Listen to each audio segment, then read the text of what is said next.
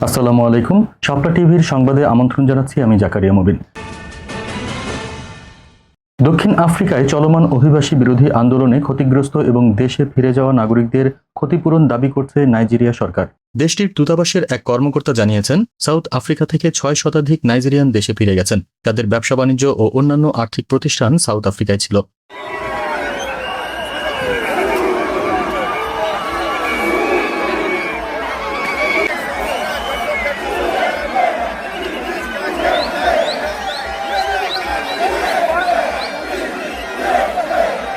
সাম্প্রতিক জেনোফোবিয়া হামলায় এসব নাগরিকরা ব্যাপক ক্ষয়ক্ষতির সম্মুখীন হয়েছেন এবং তারা সাউথ আফ্রিকা ছেড়ে যেতে বাধ্য হয়েছেন।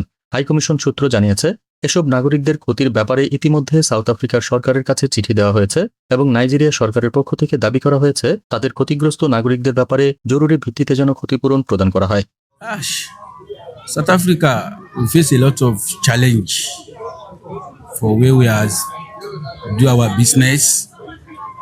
A lot of races there, a lot of many fighting, can't walk, can't do anything. Even our house, the house to house, they're looting many things. We lost a lot of things in South Africa. They don't want to hear anything.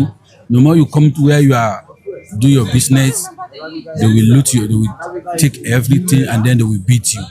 এদিকে গত ৩০ June আন্দোলনের সময় দক্ষিণ আফ্রিকার western কে প্রভিন্সের কেপটাউনে এক সহিংস হামলায় এক ঘানাইয়ান নিহত হওয়ার ঘটনায় তীব্র প্রতিবাদ, নিন্দা ও বিচার দাবি করেছে ঘানা সরকার। ঘানা সরকার এক প্রতিবাদ লিপিতে অবিলম্বে দোষীদের গ্রেপ্তার করে দৃষ্টান্তমূলক শাস্তি দাবি করেছে। যদিও এ বিষয়ে সাউথ আফ্রিকার ইমিগ্রেশন বিষয়ক আন্তঃমন্ত্রণালয় কমিটির চেয়ারম্যান মন্ত্রী কুবাইয়ে জানান, তারা এ বিষয়ে প্রয়োজনীয় ব্যবস্থা গ্রহণ করছেন, কিন্তু এটি বিদেশি বিদ্বেষমূলক কোনো ঘটনা নয়।